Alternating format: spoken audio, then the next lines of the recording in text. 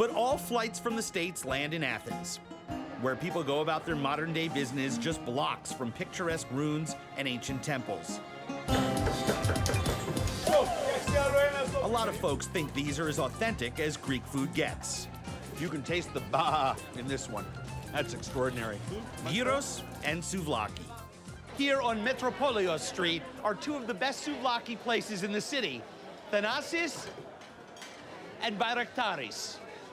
And they grill up and shave off some incredible lamb, beef, pork, and chicken. Bayraktaris is arguably the most famous souvlaki place in town, but that doesn't mean that it's not fantastic.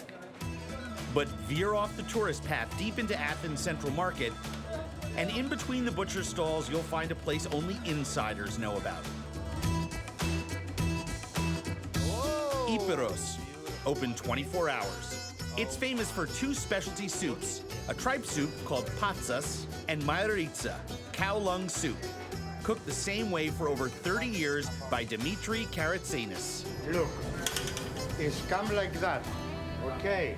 After to boil for water, it's like this, not too much. But the late night crowd comes for the tripe soup, patsas, after a hard night of drinking.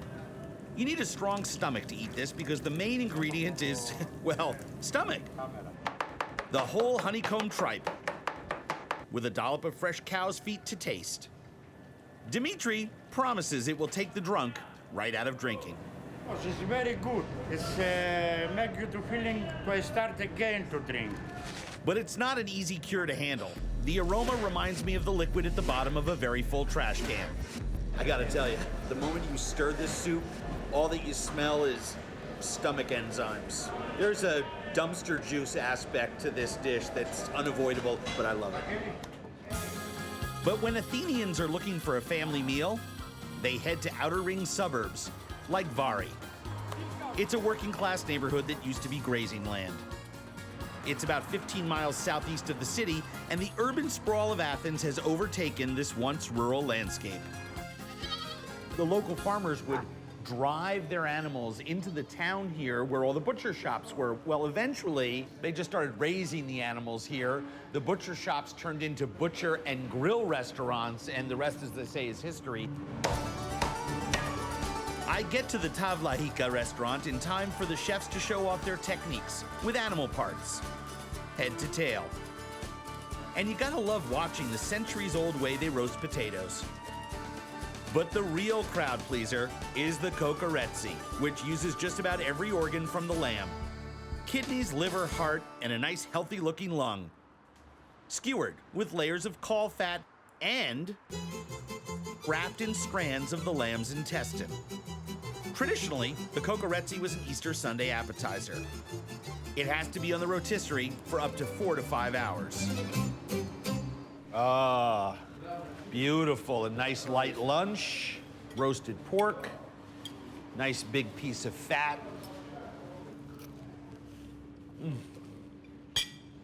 Boy, that is swiney and intense. You know, you forget in our country how we've bred all the fat and the flavor out of our pork. This tastes like the pig your grandparents used to eat. And I'm dying to try the roast lamb.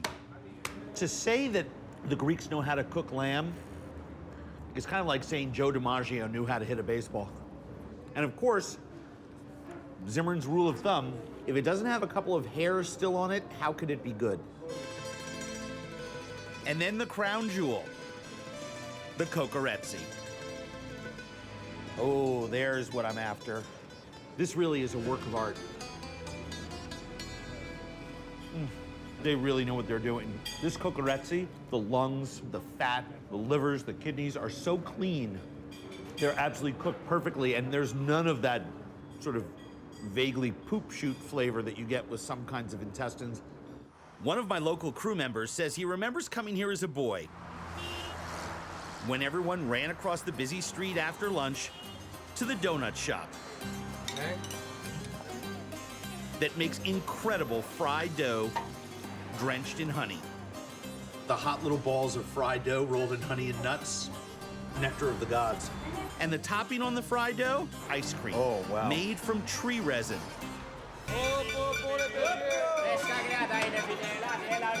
The Agora, or Central Market, is one of the most colorful, bustling places in Athens.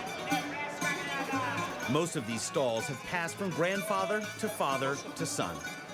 And often, passing cooking traditions from one generation to the next produces the best chefs, like Diane Kochilas, award-winning cookbook author, editor, and food historian. She takes me to the Agora to pick out fresh ingredients for the lunch we will cook together. This is now in season, and this is local. An American of Greek descent, Diane is on the front lines promoting the reputation of Greek cuisine around the world. I'm struck by how many different types of small fish there are, which is much different than a conventional American seafood market. Diane's favorites are tiny whole fish, which the Greeks marinate in acid to cure before eating. One of my favorite way to do it is to do sort of like a Greek sushi. It's called devours xidatos. Well, that looks like some beautiful octopus. She steers me away from the octopus, whose tentacles have only one row of suckers. It's something my mother taught me. Always look for the octopus with 2 rows of suckers. Oh, that's fine. Yeah, no, absolutely. I'll do an octopus, You know? but I'll do a stewed octopus. Fantastic. There are many ways to cook octopus, but Diane's favorite is traditional and very simple. There's a secret to cooking this. You put it in a pot with absolutely no liquid, Right. and it exudes the sea. It's a good-looking octopus. Plus, I always like a fish vendor that's got a cigarette dangling from his mouth. That sort of... Each stall has its specialty, from shellfish to swordfish to sand sharks. And there's... Oh, and that's a ray. Yep. Yeah. Yep. Wow. Beautiful. That's great. A ray, or a skate, is a deep water fish with a skeleton made of cartilage.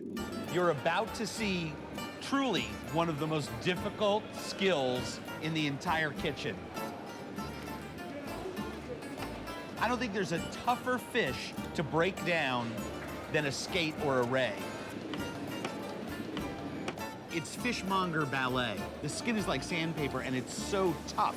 You have to be so precise with that plier, otherwise you're ruining one of the most delicate pieces of meat that you could ever want to work with. Look at what we've come down to, how beautiful. Look at the color of that. We hit the meat stalls in the outer lanes of the market maze. Every cut, organ, and species imaginable. Whoa! Spleen, Yeah. the tongue, beautiful liver. Rabbits, goats, sheep, lamb, often with the heads or feet left on, so there's no pulling the wool over the buyer's eyes. No shrink-wrapped mystery meat here. Since joining the EU, these Greek butchers had to add refrigeration and abide by new quality standards. But this market still has the feel of how they did things here a century ago.